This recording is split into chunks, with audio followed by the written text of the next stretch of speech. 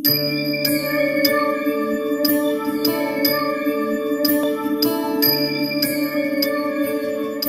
கொண்ட அம்மன் ஆன்மீக நேயர்களே வணக்கம். நான் உங்கள் அறிமுக ஜோதிடர் வெங்கடேஸ்வரன். இப்ப நம்ம எதை பத்தி பார்க்க போறோம்னா சுக்கிர பெயர்ச்சியை பத்தி பார்க்க போறோம். அது ஏன் சுக்கிர பெயர்ச்சி?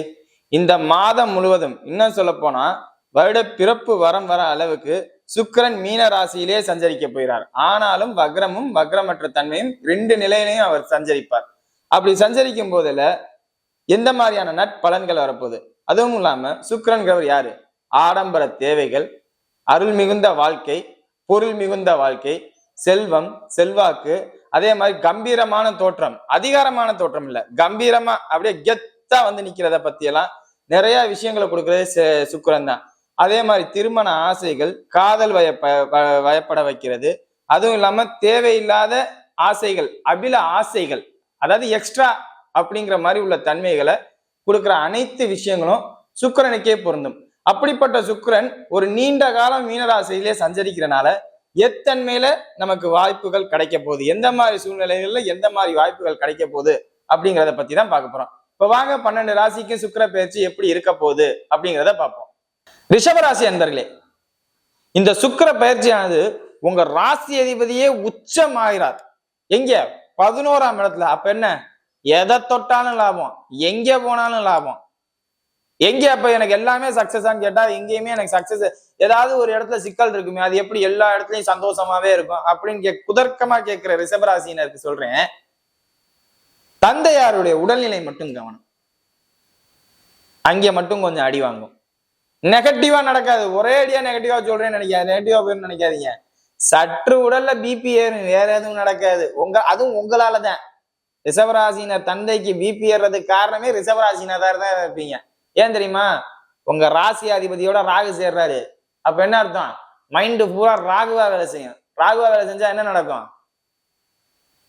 ஜாலியா இருக்கணும், ரொம்ப ஜாலியா இருக்கணும், தப்பா இருந்தாலும் பரவாயில்ல அதை செய்வோம், துணிஞ்சு செய்வோம், யாரு நம்மள என்ன சொல்லிவிடுவா அப்படிங்கிற ஒரு வீரியமான தன்மை. வீரியமான தன்மை, அது பேர் வீரியமான தன்மைங்கிறதோட ஒரு ஆணவம் கொண்ட தன்மை செயல்படும்.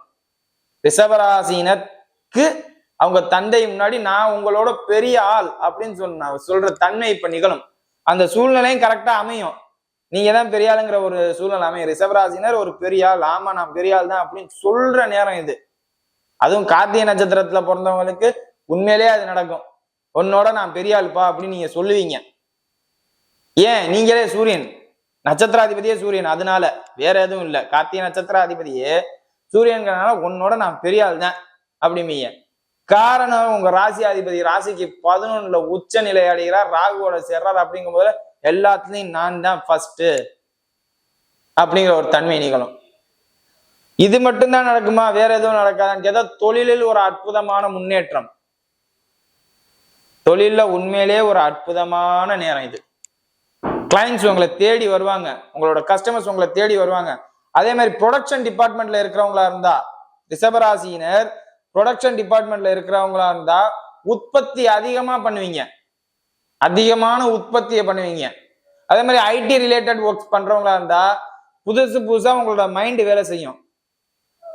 இப்படி பண்ணலாம், அப்படி செய்யலாம் அப்படிங்கிற மாதிரி உள்ள தன்மையில புதுசு புதுசா இது பண்ணுவீங்க.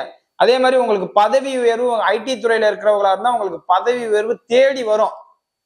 அதே மாதிரி அப்ராட் ஆப்பர்ச்சுனிட்டி தேடி வரும். அதே மாதிரி ஒரு கம்பெனில இருந்து இன்னொரு கம்பெனி போற தன்மையும் உங்களுக்கு தான் உருவாகும். ஏன்? ராகுவோட சேர்க்கை.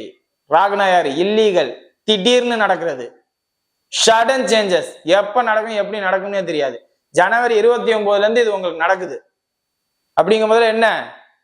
திடீர் மாற்றம், திடீர்னு ஒண்ணு ஏதாவது ஒரு சேஞ்சஸ் நடக்கும் வாழ்க்கையில. இங்க இருந்து அங்கே ஷிஃப்ட் ஆக போறேன் அப்படின்ட்டு உண்மையிலே. ஆனா நல்லா இருக்கும், எதுவும் குறையெல்லாம் இருக்காது. இங்க 10 ரூபா சம்பாரிச்சா அங்க போய் 15 ரூபா சம்பாதிப்பீங்க. அந்த தன்மையில தான் நீங்கள் பாதிப்பு தன்மை நெகட்டிவா நடக்குது. அந்த மாதிரி சூழ்நிலைக்கே இங்க வேலையே இல்லை. அதே மாதிரி காதல் சார்ந்த அமைப்பு இந்த நேரத்துல பாதிப்பு இல்லை. ஆனா வக்ரம் ஆகும். பாத்துறீங்களா? சுக்கிரன் இந்த மார்ச் 2ஆம் தேதிக்கு மேல வக்ரம் ஆகும். ரிஷபராசினருக்கு மார்ச் 2ஆம் தேதிக்கு மேல காதல் தன்மையில இருக்கிறவங்க கொஞ்சம் கவனமா இருக்கணும். அதே மாதிரி 40 வயதை கலந்த ரிஷபராசினர் தங்கள் உடலையே கவனமா பார்த்துக்கணும். சுக்கிரன் உச்சம்தான், உங்க உடம்புல ஒரு குறையும் இருக்காது, ஆனாலும் பாதிப்பு உண்டு பண்ணும். வக்ரம் ஆகுறதுங்கிறது அதுதான். அதே மாதிரி எந்த பிரச்சனையும் இல்ல, ஆனா ஏதோ பிரச்சனை இருக்கு. இந்த எஸ்.ஏ. சூர்யா கூட சொல்லுவார்ல, இருக்கு ஆனா இல்ல, அதெல்லாம் மார்ச் 2ஆம் தேதிக்கு அப்புறம் உங்களுக்கு நடக்கும். அந்த மாதிரி ஒரு குழப்பமான மனநிலை. காரணம் என்னன்னா, ராசியாதிபதி வக்ரம் அடைகிறார். வக்ரம் அடைஞ்சதோட பத்தாது, அந்த வக்ரமானவர் வக்ர ராகுவோட சேர்கிறார். நியாயமான ஜனனகால ஜாதகத்துல குரு உச்சமானவங்களோ குரு பலுத்தவங்களா இருந்தா இருக்கு ஆனா இல்லம்பீங்க. குரு பாதிக்கப்பட்டவங்களா இருந்தா ஒரே அடியா நெகட்டிவ் மைண்ட் செட்ல, குரு பாதிக்கப்பட்டு சனி வலுத்து இருந்தா ஒரே அடியா நெகட்டிவ் மைண்ட் செட்ல போயிருவீங்க. ரொம்ப யோசிச்சு சற்ற நேரம் அதை குறிப்பிட்ட காலம் மட்டும் மனநல நிபுணரை பார்த்தா தேவல அப்படிங்கிற ஒரு தன்மை. குழப்பங்கள் அதிகமாகும். அந்த ராகுங்கிறது இருட்டு. நீங்களும் வக்ரமாயி அஸ்தமனமும் ஆவீங்க அந்த நேரத்துல. மார்ச் மாசம் 2ஆம் தேதிக்கு அப்புறம் ஏப்ரல் 13ஆம் தேதிக்குள்ள வக்ரமாயி அஸ்தமனமும் நடக்கும் அந்த சுக்கிரன். அப்படிங்கும் போது என்ன, குழப்பம் அதிகமாகும், தேவையில்லாத டிப்ரெஷன் அதிகமாகும். என்ன நம்ம தப்பு பண்ணிட்டோமோ சரி பண்ணிட்டோமோ எந்த நெகட்டிவ்ஸும் நடந்திருக்காது. ஏன்னா அவர் உச்ச நிலையில தான் இதெல்லாம் நடக்குது. ஆனாலும் ஒரு பயம் நடக்கும், அப்படி ஆயிடுச்சோ இப்படி ஆயிடுச்சோ. அதே மாதிரி ரிஷபராசியினர் குழந்தை பாக்கியத்துக்கு தேவைப்படுறது உள்ள விஷயமா இருந்துச்சுன்னா சக்சஸ், எந்த பாதிப்பும். ரிஷபராசியினருக்கு இந்த சுக்கிர பயிற்சியானது நிச்சயம் குழந்தை பாக்கியத்தை தரும்.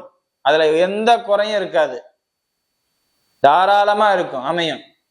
சுக்கிரன் மேசராசிக்குள்ள வரதுக்குள்ள உங்களுக்கு மேக்சிமம் எப்ப வருவாரு, சித்திரை மாசத்துக்கு அப்புறம் வருவாரு. சித்திரை மாசத்துக்குள்ள உங்களுக்கு குழந்தை பாக்கியத்தை எதிர்பார்த்து காத்திருக்கும் ரிஷபராசினருக்கு நிச்சயம் குழந்தை பாக்கியம் உண்டு. ஜனனகால ஜாதகத்தை ஒரு முறை ஆய்வு செய்து கொள்ளவும்.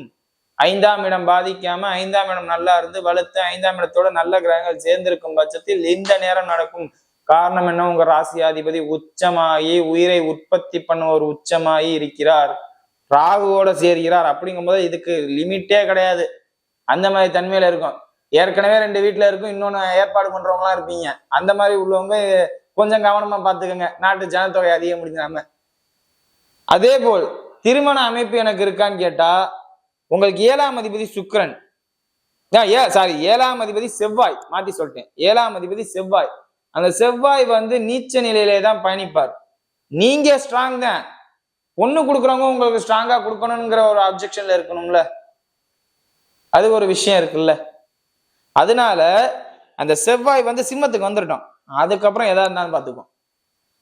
மற்றபடி நீங்களா தேடி போய் நானா இதை பண்றேன் அதை அதெல்லாம் நடக்கும். லீகலா நடக்கும்னா கொஞ்சம் வெயிட் பண்ணி தான் போகணும். இந்த நேரத்துல பொண்ணு கேட்டு விடலாம், பையனா இருந்தா பொண்ணு கேட்டு விடலாம், பொண்ணா இருந்தா பையனை கேட்டு விடலாம். ஒரு பேலன்சிங்கான ஒரு மைண்ட் செட்லயே கட்டலாமா வேண்டாமா அவங்க ஆப்போசிட்ல இருக்கிறவங்க யோசிப்பாங்க. அந்த ஸ்டேபிளா வச்சிருப்பாங்களே ஒழிய கட்டுற ஒரே அடியா ஃபுல் ஃபோக்கஸ்டா வரமாட்டாங்க. ஏன், 7ஆம் அதிபதி நீச்சம். இந்த நேரத்துல அது கிடைக்காதுங்கிற தன்மை, வேற எதுவும் இல்லை. திருமணமானவர்களா இருந்தா அந்த கணவன் மனைவியருக்கிடையே உள்ள வாக்குவாதம் சற்று அதிகரிக்கும். இல்லாட்டி மனைவிக்கு மருத்துவ செலவு, ஏதோ ஒரு ரூபத்துல மருத்துவ செலவு பண்ற தன்மை, இதெல்லாம் இது நெகட்டிவா கூட நடக்கும்னு அவசியம் இல்லை. ஏன்னா நீங்க உச்சமாயிட்டீங்க, ராசி அதிபதி உச்சமாயிருச்சு. அப்படிங்கும்போது பாசிட்டிவான தன்மையில கூட இயங்கும். தொழில்துறை உண்மையிலே அது நல்லா இருக்கும், தேவைக்கு அதிகமான வருமானத்தை கொடுக்கும். அதுவும் இல்லாம 10ஆம் அதிபதி சனி ஆட்சி பெற்று இருக்கிறார், ராசியாதிபதி சுக்கிரன் உச்சமடைகிறார், ராகுவோட இணைகிறார். யாரையும் ஏமாத்தி சம்பாதிக்கணும்னு நினைக்காதீங்க. எல்லா வகையான ஆப்பர்ச்சுனிட்டிஸ் இந்த வாட்டி கிடைக்கும். அடுத்தவங்களை ஏமாத்துறதுக்கு நிறைய வாய்ப்புகள் கிடைக்கும். உங்களுக்கு ஏமாத்தி சம்பாதிக்கணும்னு நினைக்காதீங்க. அதுவும் இல்லாம அடுத்த சனி 11க்கு தான் வர போறாரு உங்களுக்கு, சனி பயிற்சி ஆனதுக்கு அப்புறமும். அதனால எல்லாமே சாதகமா இருக்கும், அதுலலாம் ஒரு குறையும் இருக்காது. நம்ம தப்பு பண்ணா அதுக்கு நிச்சயம் என்னைக்காவது தண்டனை உண்டு. ஒரே இடத்துல சுக்கிரன் இருக்க மாட்டார், ஒரே இடத்துல சனியா இருக்க மாட்டார். அதை மனசுல வச்சுக்கிட்டு ஸ்டெப் எடுங்க, மற்றபடி எல்லாமே சூப்பர். 2ஆம் திருமணத்தை பத்தி யோசிக்கிறவங்களா இருந்தா இந்த நேரம் நடக்கும். ஏற்கனவே நான் ஆல்ரெடி மேரேஜ் ஆயிருக்கு, டைவர்ஸ் பண்ணியிருக்கேன், இல்ல டைவர்ஸ் வாங்குறதுக்கு ஏற்பாடு பண்ணிக்கிட்டு இருக்கேன், இந்த நேரம் கிடைக்குமானா அதெல்லாம் கிடைக்கும். ஏன்னா செவ்வாய் பாதிச்சிருச்சு. டைவர்ஸ் ரிலேட்டடா இருக்கிறவங்களுக்குலாம் டைவர்ஸ் தாராளமா கிடைக்கும். 2ஆம் திருமணம் அமைப்பு, நான் இப்ப இன்னும் சொல்ல போனா ஆல்ரெடி பொண்ணை பார்த்து வச்சுட்டு கூட சமயத்துல நீங்க எல்லாம் டைவர்ஸ் பண்ணுவீங்க, இல்ல பையனை பார்த்து வச்சுட்டு டைவர்ஸ் பண்ணுவீங்க. அதே மாதிரி ஒரு லவ்ல இருந்து இன்னொரு லவ் ஷிஃப்ட் ஆகிறவங்களாம் சொல்லுவாங்கல்ல, அதெல்லாம் இந்த நேரத்துல நடக்கும். அதெல்லாம் கவனமா பாத்துக்கோங்க. ரிஷபராசினர் லவ் பண்றவங்கள்ட்ட கவனமா பாத்துக்கங்க. அதெல்லாம் இந்த நேரத்துல இந்த மாதிரி உள்ள தன்மைகள்ல இருக்கு. அதாவது ஆண் பெண் உள்ள சம்பந்தப்படுற விஷயத்துல மட்டும்தான் இந்த வாட்டி ரிஷபராசினருக்கு கொஞ்சம் சற்று தாக்கமா இருக்குமே ஒழிய மத்த எந்த பாதிப்பும் இருக்காது. எல்லாமே சூப்பரா இருக்கும். சிம்பிளா சொன்னா இப்படிதான் சொல்லணும். வாங்க நட்சத்திர ரீதியான பலன்களை பார்ப்போம். கார்த்திகை நட்சத்திரக்காரர்கள் வீடு, மண், மனை, வாகனம் எல்லா யோகமும் உங்களுக்கு இருக்கு. எந்த பாதிப்பும் இல்லை. திருமண அமைப்புமே உங்களுக்கு இருக்கு. தந்தையாரோட உடல்நிலை மட்டும் கவனம். ஏன்னா 9ஆம் அதிபதி சனி 10ஆம் இடத்துல ஆட்சி பெற்றிருந்தாலும் அது கர்மஸ்தானம். அப்படிங்கும் போது அவரோட உடல்நிலை கவனமா இருக்கணும். அவருக்கு ஃபுல் அண்ட் ஃபுல் நீங்க சப்போர்ட் பண்ணுங்க. நெகட்டிவா போக வேண்டாம். மண் இருக்கு, மனை இருக்கு, வாகனம் இருக்கு, வீடு இருக்கு, எல்லா அமைப்பும் வந்துடும். ஏன்னா ராசியாதிபதி உச்சமாகிறார், ராகுவோட இணைகிறாருங்கும் போது எல்லா இடத்துலயும் உங்களோட பேச்சு நின்று ஜெயிக்கும். எல்லாமே தேடி போன விஷயங்கள் தேடி வரலாம், இல்லாட்டி தேடி போற இடத்துல தான் வெற்றி வரலாம். எல்லாமே சக்சஸ் தான். ஆனா இந்த மாதிரி பொருளுக்கு இந்த மாதிரி தந்தையோட உடல்நிலை வந்து சற்று கவனமா பார்த்துக்கங்க அப்படிங்கிறத மட்டும்தான் இந்த இடத்துல கார்த்திகை நட்சத்திரக்காரர்களுக்கு சொல்றேன். ரோஹிணி நட்சத்திரக்காரர்கள், ரோஹிணி நட்சத்திரக்காரர்களுக்கு எந்த ப்ராப்ளமும் இல்லை. மனைவி கிட்ட சண்டை போடாம இருந்தா போதும். நீங்க ஆல்ரெடி லவ்ல அப்படியே உருகி ஊத்துவீங்க. அந்த உருகி ஊத்துறது எக்ஸ்ட்ரா லவ்வா போயிடக்கூடாது இல்ல, அதுக்காண்டி நான் சொல்றேன். ஏன்னா ரோஹிணி நட்சத்திரக்காரர்கள் எப்பவுமே மோகனத்தன்மை அதிகமா இருக்கும். அந்த தன்மையில மனைவி கிட்ட கறந்தா பரவாயில்ல, வேற ஒரு பொண்ணு கிட்ட போயிருச்சுன்னா சிக்கல் தானே. மேக்சிமம் இந்த 2ஆம் திருமணத்துல பத்தி கேட்கறவங்க இருக்கிறவங்கலாம் ரோஹிணி நட்சத்திரமா தான் இருப்பீங்க. ராசிக்கு 7ஆம் அதிபதி கொஞ்சம் பாதிப்புலையும் 11 ராசியாதிபதியும் இருக்கிறதுனால டைவர்ஸ் வாங்கலாமா, 2ஆம் திருமணம் பண்ணலாமா அப்படிங்கிற ஒரு தன்மை இருக்கும்.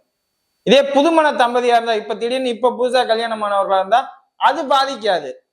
அந்த ஃபேமிலியை விட்டு பிரிஞ்சு கொண்டு போற தன்மை ஏற்படும். குடும்பமா வாழ்ந்திருப்பீங்க, புதுசா மேரேஜ் ஆனோன்னா வெளியில பிரிச்சு கூட்டு போவாங்க மனைவியா. அது உங்களால் தடுக்கவும் முடியாது. அந்த மாதிரி சூழ்நிலை நடக்கும். வேற எதுவும் நெகட்டிவா நடக்காது. ஒண்ணு தனி குடித்தனம் போலான்னு சொல்லுவாங்க, இல்ல ஆல்ரெடி தனி குடித்தனத்துல இருக்கிறவங்களா இருந்தா அடிக்கடி சண்டை போட்டு பிரிஞ்சும் டைவர்ஸ் இந்த மாதிரி உள்ள ரிலேஷன்ல இருந்தீங்கன்னா பாதிப்புக்கு கொண்டு போகாது, அடுத்த ஸ்டெப்புக்கு போயிடும். வேற எதுவும் இல்லை. மற்றபடி நீங்க பாத்துக்கோங்க, எல்லாமே நல்லா இருக்கும். மிருக சீரிஷ நட்சத்திரக்காரர்கள் உண்மையிலே உங்களுக்கு ஒரு அற்புதமான நேரம் இது. திருமண அமைப்புக்கா இருக்கட்டும், வருமானத்துக்கா இருக்கட்டும், தொழிலுக்கா இருக்கட்டும், எந்த இதை வேணாலும் எடுத்துக்கங்க, எல்லாமே பெர்ஃபெக்டா பொருந்திருக்கிறது இந்த வாட்டி மிருக சீரிஷ நட்சத்திரக்காரர்கள் ரிஷபராசினருக்கு மட்டுமே. எந்த குறையும் இல்லை. உங்க நட்சத்திராதிபதியும் வக்ர நிவர்த்தி அடைகிறார். அப்படிங்கும் போது என்ன, எல்லாமே சாதக தன்மையில வருது. நீங்க நினைச்சதை செய்வீங்க. நீச்சமாகும் போதுல மட்டும் உங்கள் உடல்நிலை கவனம்.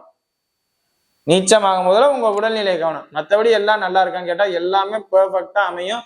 எல்லாமே உங்களுக்கு ஜெயிக்கும்.